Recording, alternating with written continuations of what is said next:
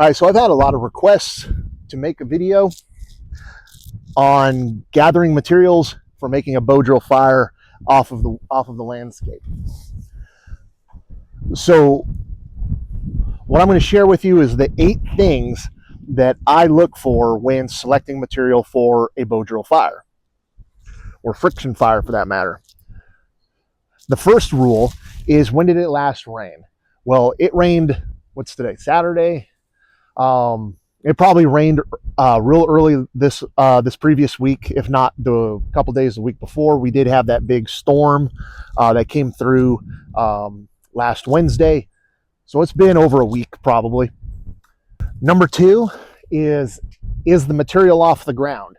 If it's on the ground, then it's going to absorb moisture, or it's going to hold moisture. If it's off the ground, then air is going to be able to move through it and help to dry the material out. Also, what's the bark telling me? If I have this tree right here and I hit a little bit of that bark's green, I don't want to do that. I don't want to use green wood. Okay. On this piece right here, I peeled a little bit of this bark back, and I can see that it easily comes off, which tells me that it's aged and it's drying. And also it's not green, so that's good. Another consideration is it dead or is it aged? Well, it's attached to a live tree. This piece of poplar, tulip poplar to be exact, is attached to a live tree, but it's broken off of the main trunk here, pointing downward. If I hit the bark on here, this is green and this is not. So I'm saying that this is, even though it's still slightly connected, I'm saying that this is slightly dead and aged.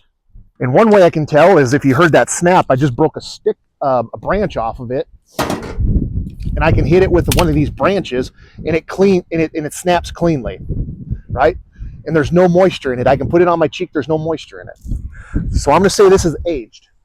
Okay, it's not rotten or punky. Another thing to check for is density. If I have a live tree and I hit it, kind of like a knocking sound, right? But if I have a dead specimen, it's kind of a flat, hollow sound.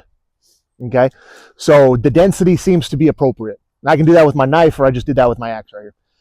Also, is it straight? This piece is straight. Okay, so it's workable. I can make spindles. I can make a spindle, and I can make a hearthboard out of this. And also, is this a true proven species? Yes, it's tulip poplar. This is an excellent material. So I'm going to go ahead and harvest down here a good chunk of it, so then we can process it up at the shop. Just a key note is, you have to be able to tell your trees apart in order to make this happen. You have to be able to know that this is a tulip poplar, okay, and not some other piece of wood.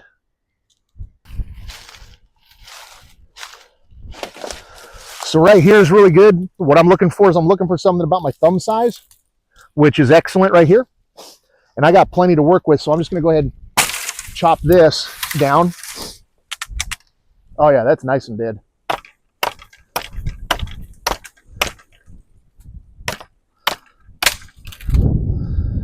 Yeah. Okay. All right.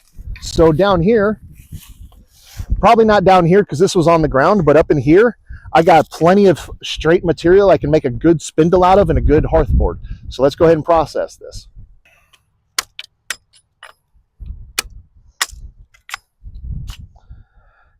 Good thing about this bark too is you can peel this bark and turn it into cordage for your bow drill as well. We'll see how froggy we get. All right, so first thing I'm gonna do is, I'm just gonna cut a piece of my hearthboard. I'm just gonna, I've got a pretty good section right here. I'm gonna cut it before the knot right here.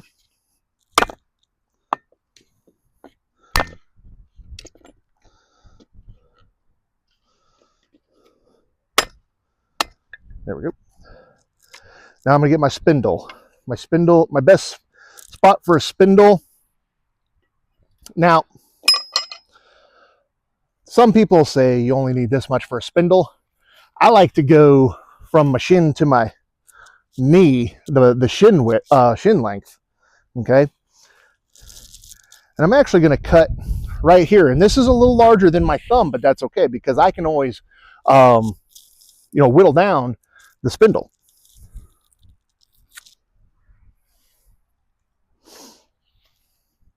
So again, I get more control with a longer spindle. And it lasts me a lot longer.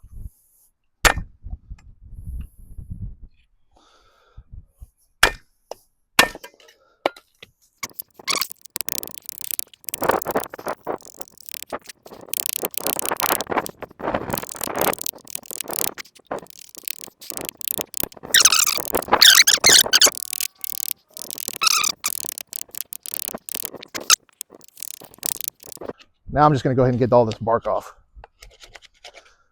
and clean it up. The knife I am using is my survivor knife made right here in my shop. It's called the Ogachida, which is Anishinaabe or Ojibwe for survivor or warrior. All right, so something like this. Okay, and one thing that I like to do when I'm first starting off is I like to have this being a little bit pointier, so when I do the burn in, it'll help seat inside of there and really get a good marriage between the two. Safe as possible, so I'm gonna put my gloves on, safety first. Okay.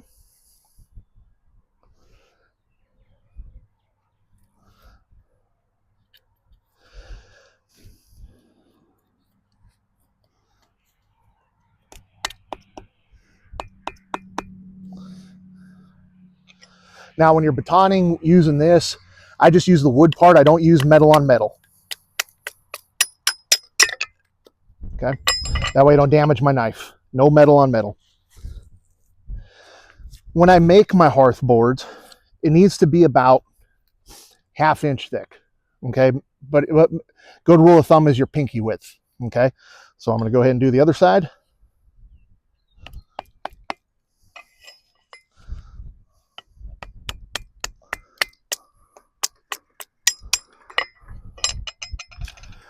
Okay, that right there looks pretty good. So now, working with my knife here, I'm going to work down. Okay, I'm not going to work up here because if I miss, I'm going to cut myself. Safety's first. So I'm going to right in the middle here. We'll go ahead and dig out. Oh yeah, I can already tell the way that this is coming out. This is going to be nice. There we go. I don't want to go too deep. So yeah. So again, that's why I do a little pointed end, because then that'll seat right nice and tight in there. Now I got to go get a bow. So nothing fancy, just another piece of poplar, except this one's green, so it has some flexibility to it and some strength. It's not going to snap. For my string, I'm just going to use some bank line. If you want to make cordage from poplar or cedar or your own sort of cordage, by all means do so. For this video though, as a tutorial, I ain't getting into all that.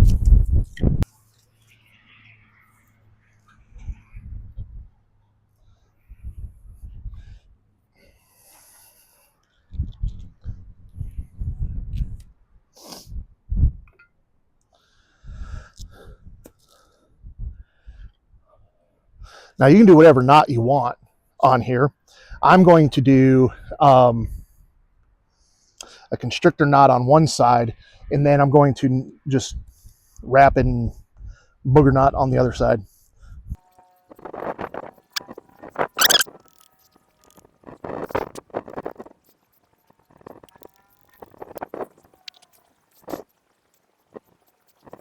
Then whatever knot, doesn't matter. This is the side that I'm going to be holding and controlling the tension on.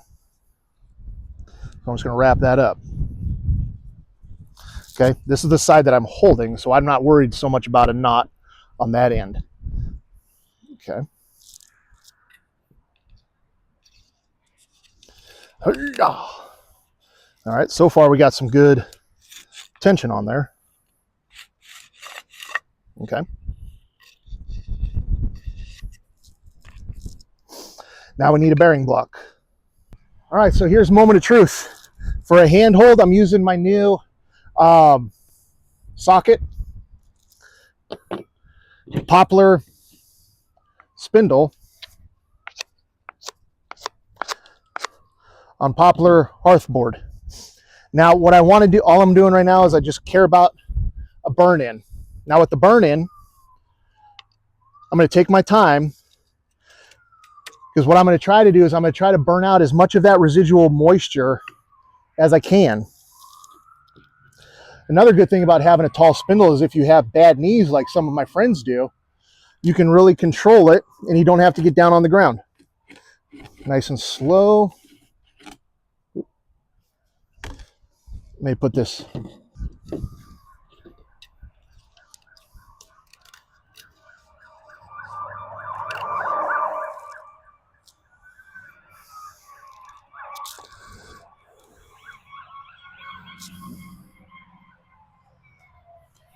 Something's going on. All right. Is if you have bad knees and can't bend over, you can easily control your spindle. But I'm just going to go slow. Not a whole lot of pressure.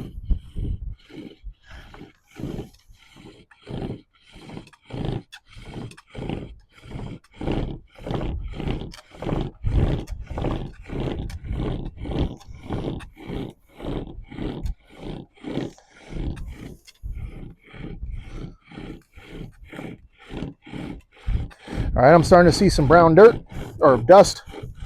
I'll go a little bit faster. All right, and we have an excellent burn in.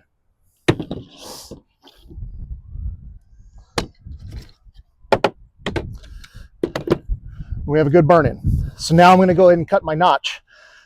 And the way I'm going to cut my notch is I'm going to come on the edge here. I'm going to score. I'm going to score. And then right shy of center mass, I'm going to create a pie shape, just like so. That's what I'm going to cut out. And then it'll come straight down like that and like that. And another good thing about my Ogachida knife is when you put that in here, that's a good reference because it makes a perfect 45-degree angle. So when in doubt, you can use the tip of my knife to reference that. Okay, so I'm going to get this cut out.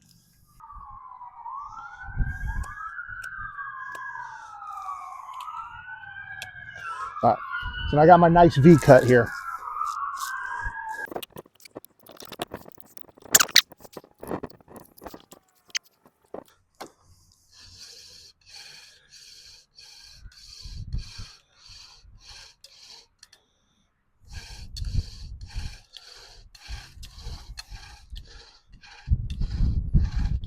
Getting smoke.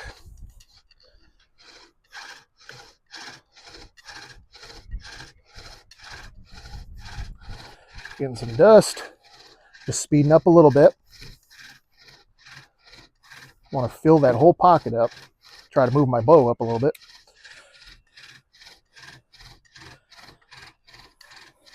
All right, going a little bit faster.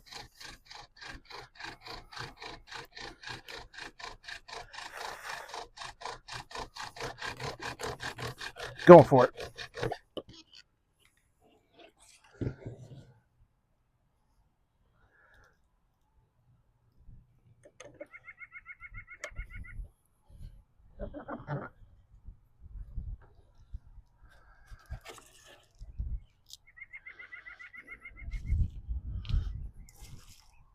Doesn't blow out. Okay, we have an ember.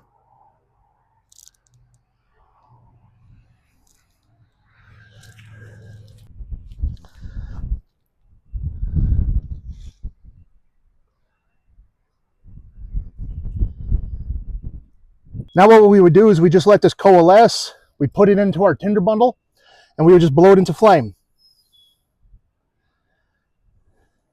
So there you have it. It's not as hard as you may think it is. It just takes practice. So get out there and practice. Remember the 8 things that I look for. Hopefully that'll help you. And go have massive success. If you found this to be worthy of a share, please share. If worthy of a like, please like. And if worthy of a subscribe, please subscribe. I'm Patrick. This is Migizi Outdoors, and I hope to catch you on a future video. It's really going now.